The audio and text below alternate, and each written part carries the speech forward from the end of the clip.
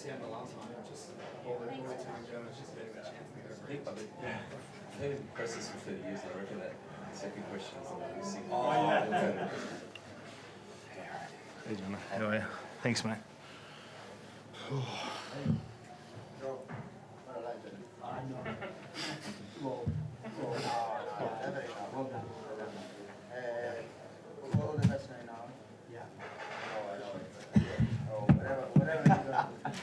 Cheers. Thanks.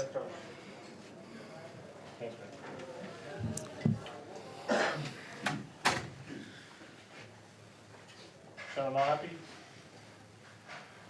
Yes. Thank you. Joe, I guess when you woke up this morning and you envisioned a game like how that would pan out, did you have any idea it would end so spectacularly like that with one of the biggest wins in the last decade for Wallabies? Wow. I just feel like it's a culmination of a bit of frustration that we didn't finish the last 2 weeks off, that we've actually put some really good patches of play together, and there was a real conviction from the players, I thought, to make sure they did finish it off this week. And the way they built the first half just, I think, gave them the freedom that they could continue to play. We didn't get everything right. There was a couple of times we forced a pass and Lenny got caught deep in our own 22 and we got turned over, and it gave them a chance to really get some access. But in the main, I'm just delighted with the effort from the players, some of the accuracy. I thought we had a real steal about us today, and I'm just relieved and retired, really. What is that feeling like? Because, I mean, there's a couple of times where there's been a mark we looked at, but now it's official. Now you're retired as Wallabies coach. What's that like? Midnight tonight, and so I'm going to try to celebrate till midnight, and then I might celebrate as a retired gentleman for a couple more hours. But I've massively enjoyed the group. I think they're a great group of young men, and there are some very good footy players amongst them, and some footy players who are getting better. And I think we've seen evidence of that. As I said, it's been frustrating. You know, you lead for 77 and a half minutes against Ireland and don't quite finish it off. You're up 21-12 against a team like France at half time. They're some of the big hitters in World Rugby, and I think this might give a bit of confidence to players to be able to come back out in the second half and really sustain an effort rather than kind of let teams off the hook. I think I said to the players, to be transparent, I kind of felt like in some ways we were beating ourselves just by being loose or not going out and playing the second half in the same manner that we started the game. Harry, how pleasing is it to see Joe off in that manner? Yeah, it's really pleasing. Obviously it's been a tough couple of weeks with the results we've had, and we know how close we've been, and I guess Joe's been with us now for 2 years, and the sacrifices he's made for us, and I think he was meant to be done about 12 months ago. And one thing which Joe, he just cares about Australian rugby, he cares about every player in this team, and we've been gutted. We couldn't get the results from the last 2 weeks, but I think that's probably why you saw a team who was relentless tonight, and we wanted to send him off that way. And I'm so happy for us, happy for him that we could do that, and I hope now we can springboard onto bigger and better things from this too. Joe, there has been considerable sacrifices made by you to do this job at the level you've done it. What have these players meant to you? Yeah, they're the reason. And the staff, there's a great staff there, and to call out one tonight, Laurie Fisher, he's iconic. The bucket hat, the mad hair. He's just he's a very sane person underneath all that, and he's done a great job. I've loved working with Laurie, and Mike Cron has done a super job just in behind the scenes, still working away with young coaches, John Aluja and Tom Donnelly, and Owen Toolan's done a great job. So that coaching group, a lot of those guys are going to stay together, and the thing that probably has impressed me really is the growing leadership, that critical mass of players who are starting to take more and more ownership of how they play and the performance behaviours they demonstrate and setting benchmarks for those. That's what gives me confidence going forward, along with, some good guys coming in. Obviously, I know Scott McLeod, having coached with him for a couple of years, and Les, having coached with him for a number of years. So, I'm looking forward to supporting from a distance, including getting to Nashville. I've never been to Nashville before, so supporting Steve Larkham and Simon Cron with the Australian A team, and I think it's fundamental for us to build the depth, because we've got to be strong enough to be able to sustain the odd loss of player, and I expect a little bit of frustration just around our lack of ability to keep a 10 on the field.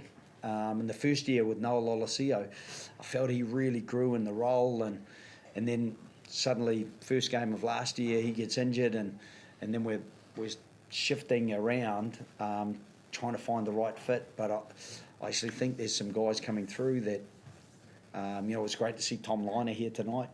Carter Gordon should be back fit in the coming weeks, and Declan Meredith, for a guy who's had to play 2 tests and both of them on a pretty short runway, I think he's done really well. And it was good to get Dono back as well. Finished that last try. He's got really good pace. He's got a good nose for space, and he finished that off really well. So that's one of the things that gives me a bit of confidence. And I think I'll unretire for 2 weeks, and I'll do a bit of work up north, for a couple of old players that I used to coach, and try to help them get themselves up and running as well. So compared to when you took over the team to where you lead them now, where does the team sit in your eyes? How much growth has there been? Has there been anywhere where they've gone backwards at all? How do you sum all that up? I've loved the rise in the set piece in recent weeks. I feel like we get pressure on the opposition set piece. I was disappointed with the scrum tonight in terms of not our attitude and commitment to it, but there was a big lean. It was very hard to get our space to be able to engage, and so the scrums ended up being really messy. But I feel it's an area that we're really getting back to being strong at. Alan Alalatua is probably back in some of the best form that he's been in. Angus Bell, Brandon Painga Mosa did well as well, and we're missing Josh Nasser, but Billy Pollard came in and did a really good job as well. So great to get Zane Nongor off the bench, a young man who's a powerful athlete, talking to Slips, he's okay. So get the wise old fella. He's going to have a bit of a break maybe over the next couple of weeks, and it'll open space for the likes of some of the other guys who are coming through. Joe, you said you're going to be a retired gentleman, I think at midnight when the clock goes, but you're going to be in demand, and you're going to be working with the A team, you're in demand in King's Country, other teams at home. Would you be able to say no if the right job came along, not test rugby, but just being involved within the game because you've got so much to offer? Well, I've learned a lot, even in this job. It's been, it's been frustrating at times, but it's been incredibly invigorating. I love the people I work with, and so, that's made it easier. I just got a message from my son tonight. He had a little bit of a hiccup at half time, but he was there watching the game and on TV in New Zealand, and so that gives me a bit of confidence as well that he's even, I think he might have had a Wallabies jersey on, which is and even my daughter, who was here tonight, she's living in Melbourne, but I remember she said to me, Dad, I like green. I loved black, but yellow, really? And I just said, that's gold. that's gold. And she was there yelling for gold tonight. So, you know, it's been a really neat experience for my family when they've been able to be connected with the team, and the boys, they take great care of young Luke if he is in the environment, and that's part of the connection that I've really enjoyed with not just even with the players, but the parents and the staff and the supporters. And I said tonight, I think 6 games in a row that we've sold out. Wow, that's, yeah, we had to have a win tonight to really acknowledge the amount of support that we've had, and hopefully we've earned further support, and we've laid a foundation that we can springboard from, as Harry said. I was just going to say, as part of that foundation, assuming that you guys do go on and have some pretty good success, how much of that would be due to what Joe has set in place now? Oh, yeah, heaps. The fundamentals he's taught us, he's really just made rugby a lot simpler for us, just showed us the way we prepare is the way we're probably going to play, and just the basics of your rugby game has really taught us that, and when we do that well, how well we can play, as we've seen over the last 3 games, and yeah, obviously Les will have his new ideas and stuff, but I've got no doubt it'll be very similar to Joe's, and hopefully there's some success in the future, and I'm sure it'll be from Joe's imprint. Joe, I was going to ask you, like, every team that you've coached, there's been it's meant something to you more than the game, schools, teams, Leinster, Claremont, Ireland.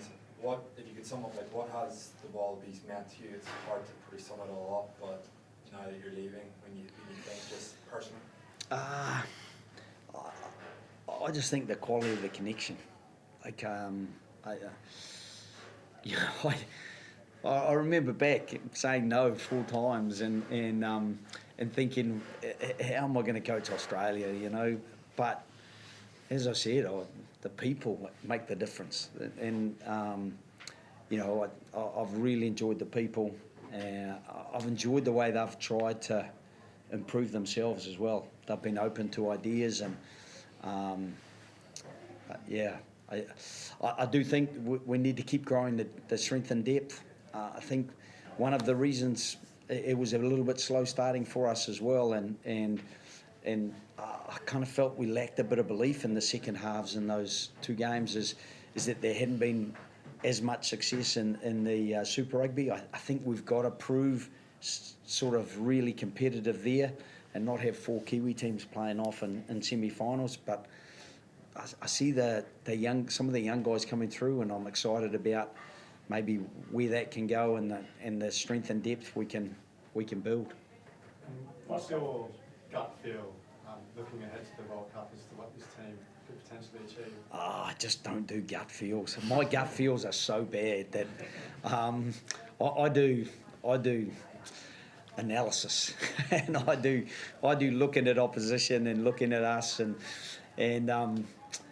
trying to manoeuvre us as effectively as we can be to be as difficult to beat as we can be. So all I know is that I'm going to try to help the Australian A team as best I can, and I'm certainly going to be supporting, you know, from a distance, and enjoying any really good performances that are involved.